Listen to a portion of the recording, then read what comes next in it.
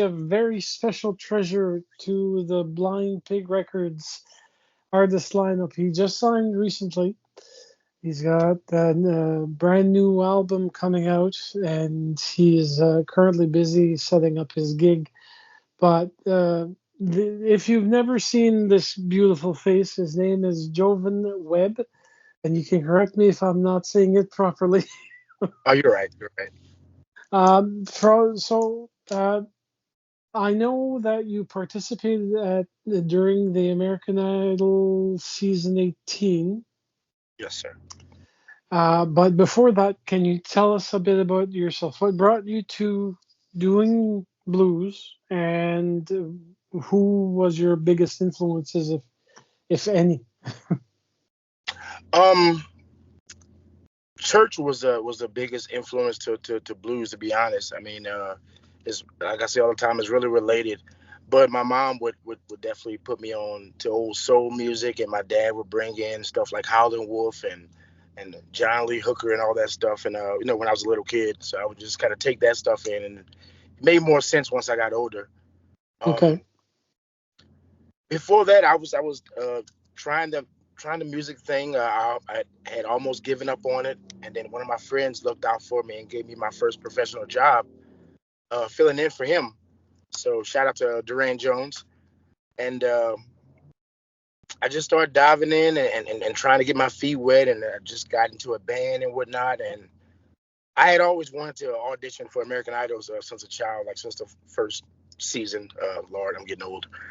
Uh,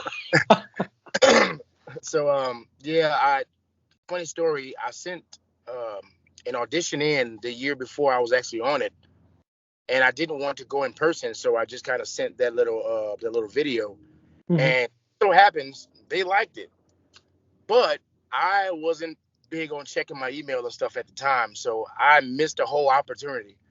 So I told myself the next year I was gonna go and show my face and actually give it all I have, and that turned out to be the best way. Now, did you have any challenges with American Idol? Because I understand the contest. I've seen it, and we had a Canadian Idol. And there's worldwide idols that are going on, but typically they want to push the artist out of their comfort zone. So, did you actually encounter the chance to actually sing blues or soul or anything relevant, or did they actually push you into something that was completely out left field? No, I must say they kind of seen where I was going with that, and they kind of really stuck to it. I mean, we had a crazy list of songs we could choose from, but it just so happens that all the songs I saw I had already done, or it wasn't something too hard to learn that wouldn't, like, Hmm. or from my already alley. So I mean, I did get to do like "Make It Rain." It's a pop song by Ed Sheeran, but I mean, I think he's honing in on the blues on that song. So Yeah, he does. got to get my feet wet with all that stuff, and definitely Chris Stapleton and things like that. Okay, so everything said and done, have you? How long did it take to actually write, master, really mix, and create the album that you're currently spinning? Which, sadly, I must apologize. I forgot to actually bring out the notes that I had for the album. But what's the title of the album going to be? It's Drifter. Drifter, and Drifter. it's going to have how many tracks? We got 12 tracks on that thing with one cover. That's nice. that's that's spectacular. But from what I heard, the music is actually quite entrancing. And folks, if you haven't had the chance to visit YouTube to see some of his actual performances, it's very worth it. You're also very active on Instagram, which is a very good, cool thing for a blues artist. I wish others would actually do that, but not always. So, when is the album coming out?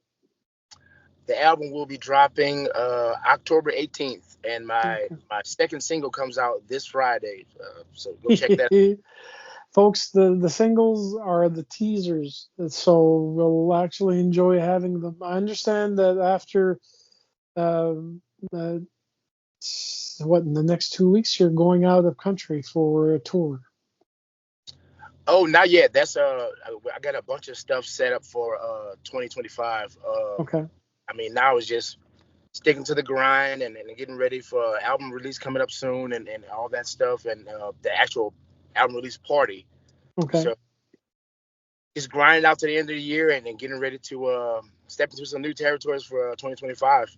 Okay. Well, that's going to be super duper. I'm Now, losing. oh, you look cool and collected, so that's a good thing. Um, now, what? How long did it take you to create the album? um, it wasn't too long of a process. I had some tunes I had in mind, and I had just a bunch of ideas. So I had a couple songs already done already. Not Okay. technically, but the Okay. initial form of it done. So I came to them with that. They blind pig flew me out to Nashville. I got to write with Tom Hambridge. We did that for like 4 or 5 days and got some tunes shoved out and came back home for a little while. Then had to go back and we stayed there. I think 6 nights or recording every day. So So about a, burst.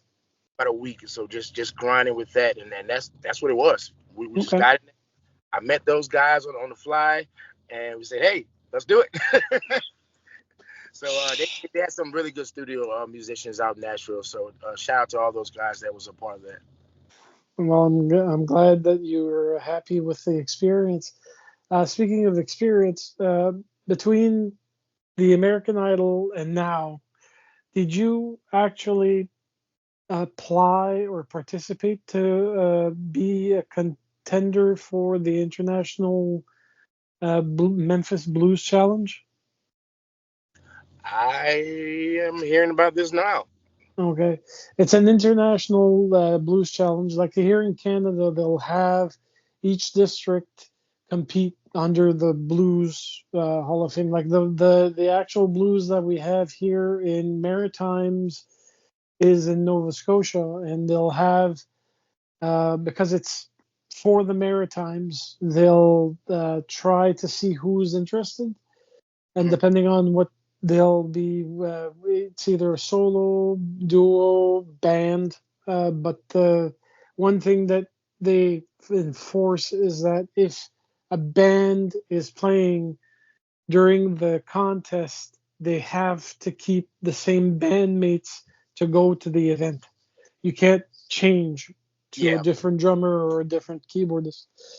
Um, but it's something that you might want to look. I don't know if they'll allow you as an actual signed record label, but then Matt Anderson was already producing albums when he became champion 2 years in a row, and he's from Perth Andover, New Brunswick. Wow. So apart from you being the musical artist that you are, you're also a person, which means that do you have any time free for hobbies? I tried. I really do try to squeeze in what I can. I mean, but just like like I said, I'm busy with that, but you got to find a way to separate it because I'm a father as well. So Okay. we definitely have time to for self and for him.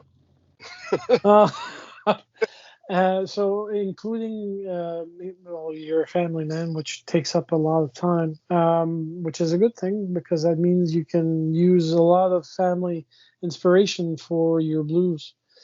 Oh yes, Um, yes. Oh, yeah.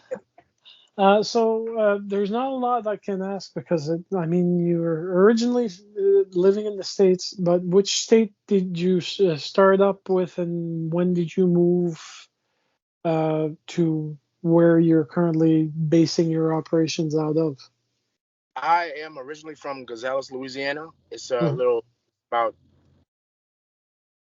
25 minutes from Baton Rouge, and I'm currently living in Baton Rouge. So I moved up here about 7 years ago, and was kind of back and forth to be honest. Okay. But I was Here's where I'm full time at Baton Rouge. Okay.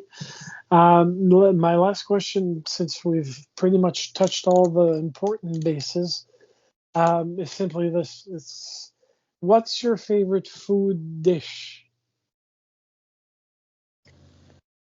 Ooh, that's really hard. I mean,